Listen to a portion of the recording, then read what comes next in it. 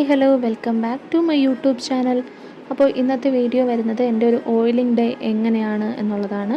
അപ്പോൾ ഞാൻ ആദ്യം ചെയ്യുന്നത് ഇങ്ങനെ ഒരു പോയിൻറ്റഡ് ആയിട്ടുള്ളൊരു ചീപ്പ് എടുത്ത് എൻ്റെ ഹെയറൊക്കെ പാർട്ടീഷൻ ചെയ്ത് അവിടെ ഞാൻ എന്ത് ചെയ്യും, ചീപ്പിട്ട് നന്നായിട്ട് റബ്ബ് ചെയ്യും. റബ്ബ് ചെയ്യുമ്പോൾ എൻ്റെ ഡാൻഡ്രഫൊക്കെ ഉണ്ടെങ്കിൽ ഇപ്പോൾ കുറച്ച് നാളായിട്ട് കുറച്ച് ഡാൻഡ്രഫൊക്കെ ഉണ്ട് ഹെയറിൽ.